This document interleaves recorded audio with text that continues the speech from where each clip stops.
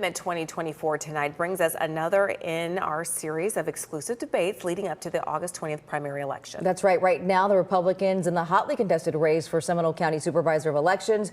WESH News' Greg Fox was the moderator today. My opponent is governed by those in power.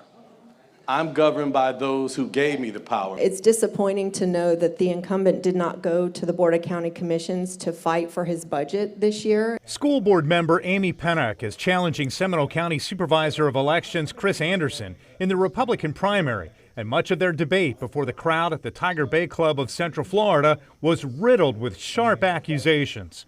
Anderson claimed Pennock is the candidate of the same establishment of elected leaders in the county that have allegedly racially discriminated against him, while she claims he's been an ineffective leader who is not serving the voters. You will not see me on social media breaking down barriers, breaking down relationships, calling people racist, calling people liars. That is not how we operate as elected officials. We are held to a higher standard, and yes, integrity. And everybody's just assuming that Chris played a race card. I didn't play a race card. It was played on me. But I kept quiet because I was trying to get a building.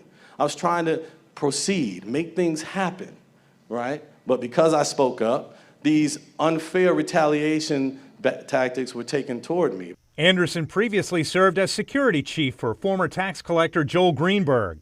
Greenberg was convicted and sentenced to 11 years in federal prison for sex trafficking of a minor and other offenses, including stealing more than $1.8 million in taxpayer money. Though Anderson had been appointed elections supervisor 17 months before Greenberg's arrest, one audience member asked Anderson how it was possible he knew nothing of Greenberg's illegal activities. How did your office miss that? It wasn't until the federal government stepped in that they shut him down, because FDLE said no.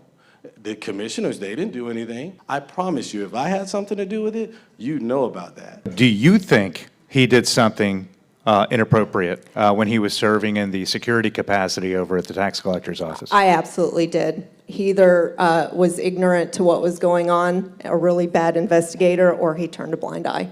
I also had the opportunity to moderate debates between the candidates in State Senate District 15, Geraldine Thompson and Randolph Bracey III, and two of the three Democrats in the State Senate District 25 race, Kristen Arrington and Alan Grayson. Forums like this one at Tiger Bay Club are important because candidates are running out of time to reach voters before the primary election. Mail ballots have gone out and early voting is about to start. In Orange County, Greg Fox, WESH News. The winner of the Republican primary for Seminole County election supervisor will face off against Deborah Poulet-Leon in November. If you'd like to watch today's Tiger Bay debate in the election supervisor race and our exclusive debates in Senate Districts 25 and 15, you can do that right now. All you have to do is go to WESH.com and click on the Commitment 2024 tab.